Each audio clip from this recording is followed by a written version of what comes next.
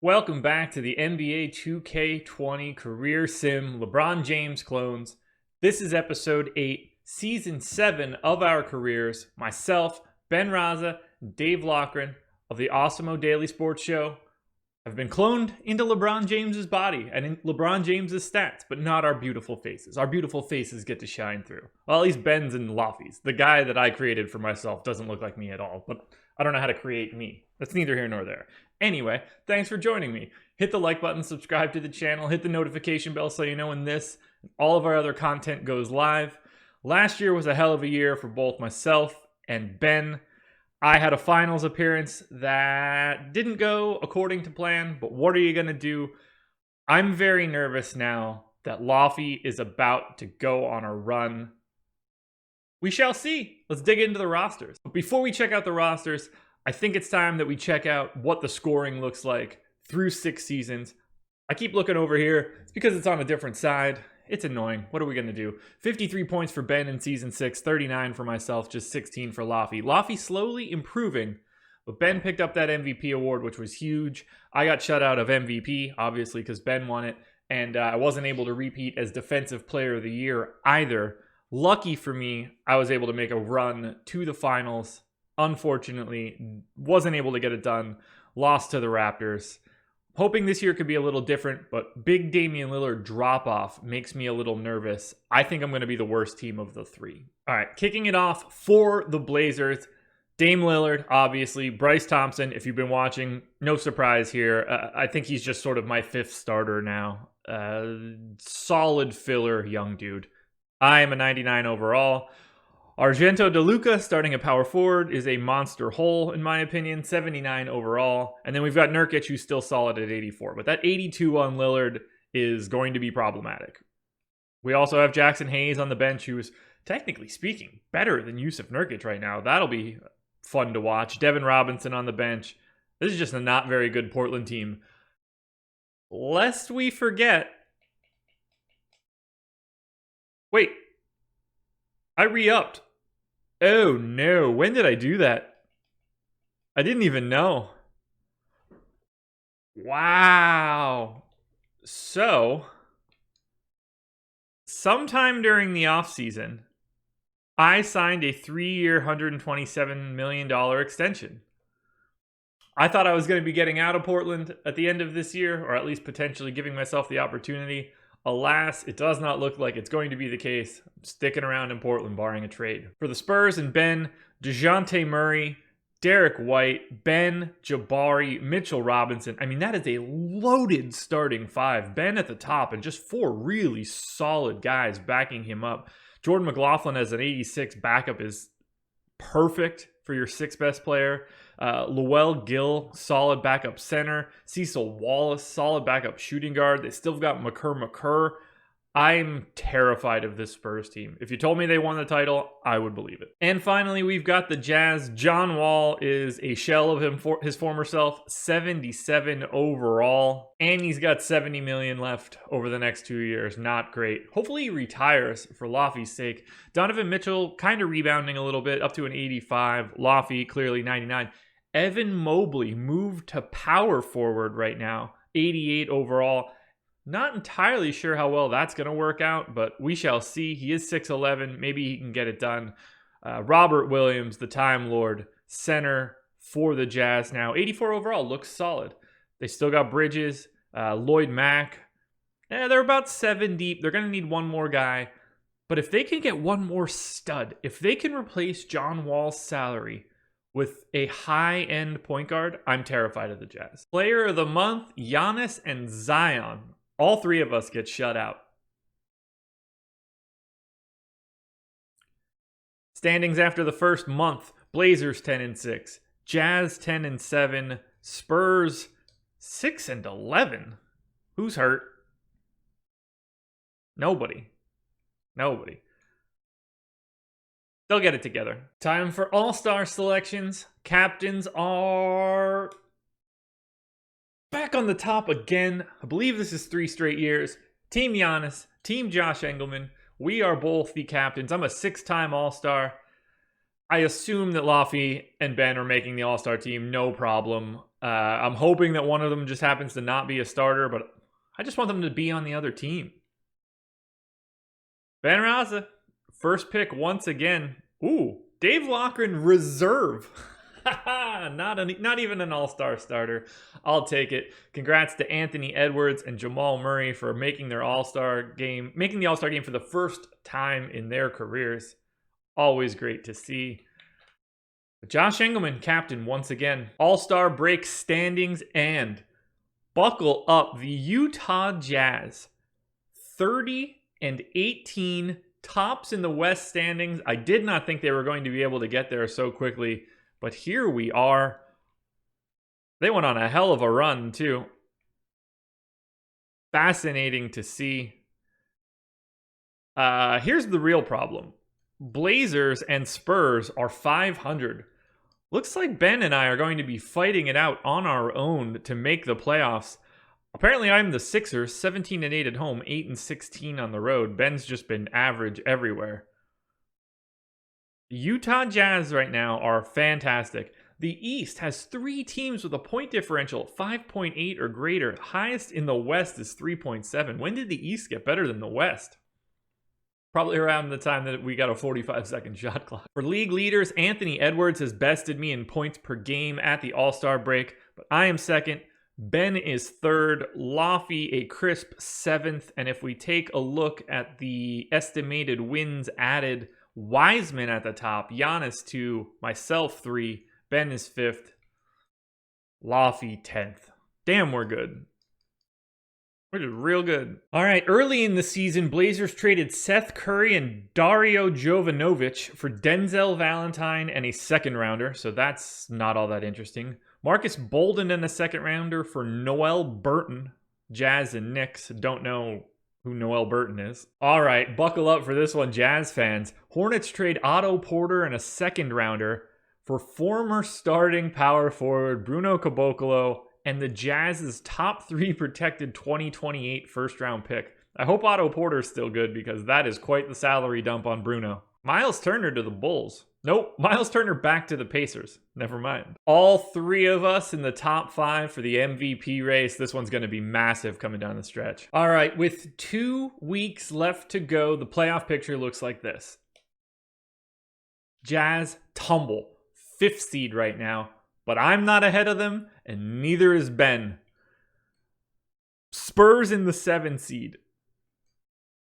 I'm 5 games down. I'm not making the playoffs. I didn't expect to. I think my team stinks. It's all about getting rid of Dame if possible, because he's cooked. And the 600 centers that we have. Spurs are going to be fighting for it, but 3.5 clear. It's looking right now like I will be the only person to miss the playoffs. The question will be, can I still secure an MVP award? I'm not even in the top 5 for MVP anymore. Only Ben is out of the 3 of us. I wonder if I got hurt. Anthony Edwards leading the league in points. I am 0.6 of a point behind. I didn't get hurt, by the way. Ben, 0.9 of a point behind me. Doesn't look like he's going to catch me. I'm going to need those points. Laffy, 14th in scoring, but just having an outstanding season for the Jazz. And we all get shut out. Giannis Antetokounmpo, MVP, 15-7, a stock and a half. Didn't shoot very well from 3, but he blocks myself, Ben, and Laffy from an MVP award. That's really massive for me because I didn't think that I was going to get it. Really happy that Ben didn't win it. Johan Enqvist, Rookie of the Year, 4 and 5.5 for what looks like the Hornets. 13th pick in the draft last year out of Sweden. Scotty Barnes, 6th man of the year. Congrats, Grizzlies. Josh Engleman, Defensive Player of the Year, averaged 18, 3.5, and 2.3. Shot 43% from 3, 1.8 stocks. The league got this one right. Kira Lewis, Most Improved Player. Congrats, Sacramento. And Brad Stevens. Oh, sorry. God damn. Brad Stevens picks up Coach of the Year. Even though Ben was the only player on the MVP list out of the 3 of us. Josh Engleman, first team All-NBA without those other 2 goons. I will take it. Ryan Bosch, 93 overall. Really, really good. Congrats to Toronto for that pick. Ben, hits up team 2. Wow, so the Jazz are actually the second or the best team of all of us, and Laffy gets the least amount of credit as an individual person. Ben, second team. Laffy makes the third team. Ooh, James Wiseman hurt heading into the playoffs. Obviously, I am first team all defense. Ben makes second team. Laffy is fully left off of it. Man, that guy can't catch a break, but he's going to win an NBA title this year, and it all will change. Alrighty, so Utah, the 6th seed. San Antonio, the 7th seed. And the Portland Trailblazers are watching the playoffs from home. This is mildly embarrassing. Hit that like button, by the way, if you're watching this. It would help me out a ton. Well, I think that one of the two of them move on. I hope that they both don't. But here's my prediction before we start. Spurs move on, Laffy goes home. Jazz up 3-1, Spurs up 2-1. Jazz are into the second round. Congratulations, Dave Loughran. Laffy finishes them off with 16-4-3. 34 minutes. Solid affair. Whew. Came down to the end, but Spurs pick up the W. Go up 3-2. McCurr dunk at the buzzer to win the game. I wish I could watch it. Spurs had a chance, but we're going to Game 7. It's looking like the Spurs and the Jazz are going to play in the next round. Spurs picking up Game 7 on the road in Oklahoma City. And it is official. It is official. Ben drops 21, 5, and 4 to close him out. Laffy and Ben in a battle. Winner gets the Western Conference Finals. Here we go. Jazz out to a quick 3-1 series lead. There you have it. Jazz pick up the W. Dave Loughran and the 6th-seeded Utah Jazz are in the Western Conference Finals. And they've got a date with the 1-seeded Pelicans. Lonzo, Nikhil Alexander-Walker, Cliff Hollins, Zion, Philip Petrusev. They've got Kuzma, Preston Ross, Dale Lyden, Justice Winslow, Rod Grant. That's a deep team. Can Laffy get his first finals appearance? Here we go. I didn't even have time to slow it down. 4-1 Jazz roll through the Pelicans. Laffy to the finals. Jazz pick up a 55-50 win in Game 5. Zion did nothing. Laffy 15, 3, 3, and 2. Played 39 minutes plus 9. Cannot beat it. Game 17 in Game 1. 10 in a Game 2 loss.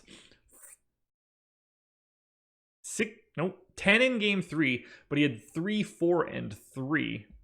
And then finally in Game 4, wow. Christian Graves went crazy. 26 points. Laffy didn't have to do too much. The Toronto Raptors come back from 3-2 down against the Celtics to make the finals and attempt to go back-to-back. They picked one up last year against me. Will they get one against Laffy? Game 1 overtime victory for the Raptors. Mac missed a shot at the buzzer to tie.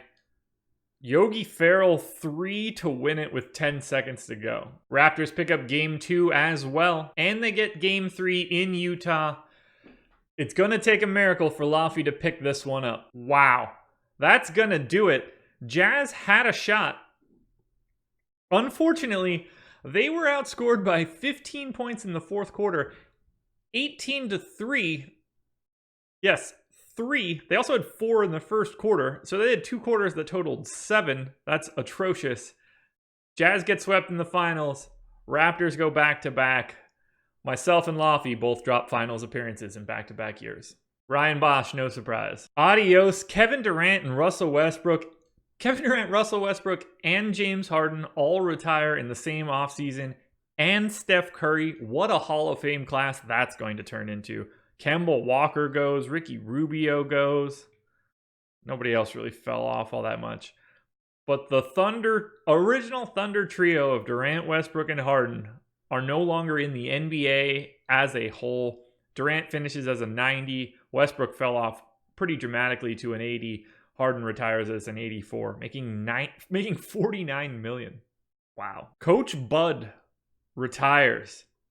Mike D'Antoni, coach of the Cavs, retires. James Borrego, coach of no one, retires. Durant, Curry, Harden, and Westbrook, Hall of Fame class. It really doesn't get any better than that. Also, Points per game. Is that final points per game? Did Russ really average 18 a game for his career? That seems wildly low. I guess it's not, though. All four guys get their jerseys retired. Only Kevin Durant gets it. Oh, no, I'm reading it wrong. The Oklahoma City Thunder did not retire Russell Westbrook's jersey. They did retire Kevin Durant's jersey, however. That's fantastic. New rule, changing the Rising Stars Challenge to 12 players. That got approved. So I have the ability to move the shot clock to 30 seconds down from 45. I really don't want to put myself in this, and I think that I've done enough that it's a problem. But this is one that I am going to change.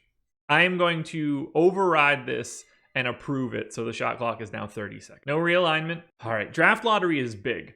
And the reason that I'm saying that is because I'm a moron and I may or may not have traded this pick. It says Nuggets. I don't know what the protections are right now, but I desperately want the first pick because I think the first pick guy is really, really good. Just to double check, though. Can I do that? No, I can't even do that. Winner of the lottery is...